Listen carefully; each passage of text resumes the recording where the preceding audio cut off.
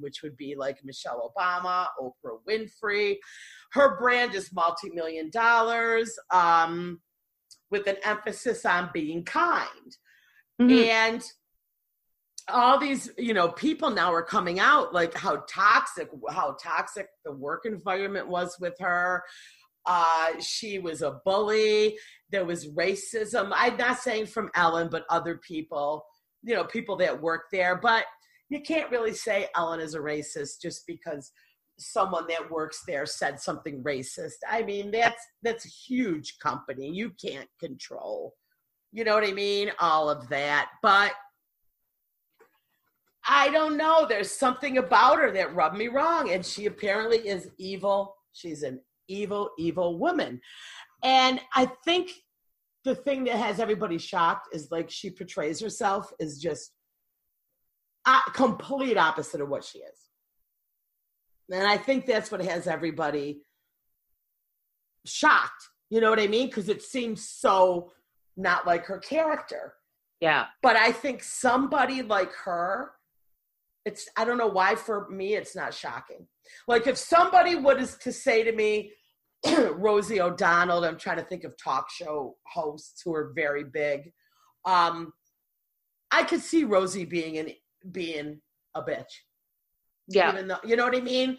Oprah, I could see Oprah being a little difficult and a bitch. But for me, I have to always try to look at the fact that they're a female, Jen. And when a female runs a company and is a very strong person, it has a very strong personality, of course they get labeled a bitch. That's my thing. If it was a man, they would not be right. Exactly. Nobody would care. Right. So if someone was to say, yeah, Oprah's a bitch, for Oprah, I could totally see it as she's strong, she runs a business. But Oprah didn't always come out on her show. You know what I mean? She had both sides. So I don't know. For Ellen, it just is something. And then during the quarantine, I think is when she really pushed people's buttons. When she was laying in her house, in her $10 million house, whining about the quarantine, she just put a lot of people off. And I think that's when it started to escalate. I don't think people are making this up. There's just way too many coming out. Now, even these A-list movie stars are coming out and saying that it was a horrible environment. And some of them are saying that they were told, like, don't ever look her in the eye. Don't look at her or nothing. That's crazy. It's bizarre, right? Yeah, I just don't know. At the end of the day, she's a TV personality. Mm-hmm. You know what I mean? Like, do people hate, like, say Jennifer Aniston, it comes out Jennifer Aniston, or Courtney Cox, people say she's a total bitch. But she was entertaining on her show, and that's really all that matters. Like, Right. Well, I think with Ellen, it's more like it's very fake. I don't know. We'll have to follow this closely. I could give you my prediction. She's done. The show's done. She's gonna. Really? Yeah, I don't think she's gonna let this tarnish her. I don't think she's gonna. Well, why would she want to keep doing the show? Like, if everybody hates her, like, why would you even want to go on? Like, well, another thing too is like Ellen's like theme was to be kind to each other. Yeah, that's what I'm saying. It's so far from reality for her. So now another big story we haven't got to cover yet. We did talk about how Kanye was running for president. Obviously, he's still on some tickets, like a couple of states he's trying. But I think now that he did that speech at a campaign rally in South Carolina where he went completely, had a full meltdown on stage and was crying and went on and on about how he and Kim were almost aborted their firstborn. That was crazy. Can you imagine? Listen, number one, I spent a lot of time like reading the comments and really checking on this. Apparently, when she found out she was pregnant, like that was all on Keeping Up with the Kardashians. and she was thrilled about it. So there's like, I don't believe for 1 minute Kim was about to have an abortion, okay? So I think he's just rambling, but I feel really bad I feel bad for Kim now. I really do, because I think she's kind of stuck here, because if she really goes on and on about his mental illness and tries to get him mental hygiene arrested or whatever, like to forcibly try to get him treatment, they're gonna come down on her like she's a monster, okay? Right? It'll be the whole free Kanye, da-da-da. But now, and then she just kind of said, there's nothing me and my family can do. He's surrounded by so many people that support him. They are living apart from each other. I don't think they've ever really lived together. Honestly, I don't think they ever really saw each other. Huh. But she said that she couldn't get a hold of him, they said, and she flew down to, where is he? Wyoming or to see him, and they've, like, the paparazzi got pictures of her in her car crying, which I wouldn't be surprised if Chris didn't call him.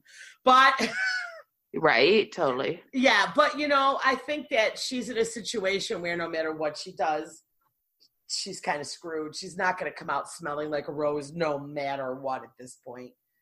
Well, I think for her, at the end of the day, she's a mom first, and her kids are going to be her priority. Right.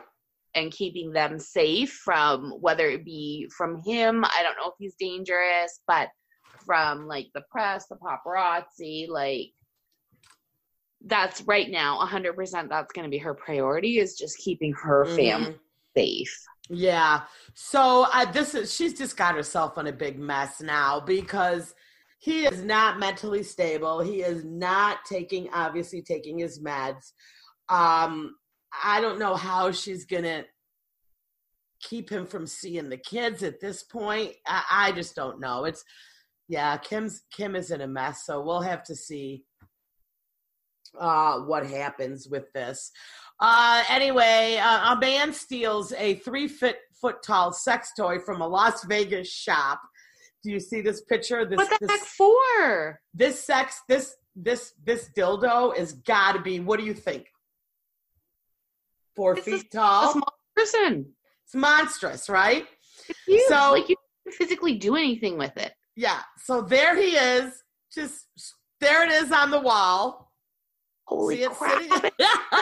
Big. So he just picked it up, and it's Canada, isn't it? CCTV? No, that's closed circuit TV. Oh, that's okay. It means like the store's video camera. Oh, all right, yeah. But okay. It has a name. It's Moby the Penis. No. Yeah. So, and it's worth a pretty penny, $2,000. I wonder what it's made of. Oh, it's like probably silicone. Huh? Foam. Yeah, so they have video of him, and there's also a $2,000 reward for the dildo's recovery. Oh, poor Moby. He must be Moby is just, I don't know. This is another really, really good story that we should talk about, is this old woman was caught smearing human feces on children's swings in protest. An elderly woman in Russia was caught on camera smearing what appears to be human waste all over the children's swing sets, and what is being described as a bizarre protest over the playground's existence. She don't like it. Oh, clearly. Do you think it's her own, or is it like the dogs? Well, they say it appears to be human waste. I don't know if they sniffed it or they just assumed it. Can you tell the difference? I don't know. I don't know. Yeah, so she's 90. She's 90, and our swings are being covered with shit again. Yeah, right, they didn't say it. Yeah. The 90-year-old woman continues to put the brown substance in a plastic bag and then wipe it all over the swing set and chains. Oh, man. So... because she wants a flower bed there. Yeah, and the police are trying are trying to stop her. All right, Margaret is not. She's trying. It says tried, but you wouldn't let her in. Okay. So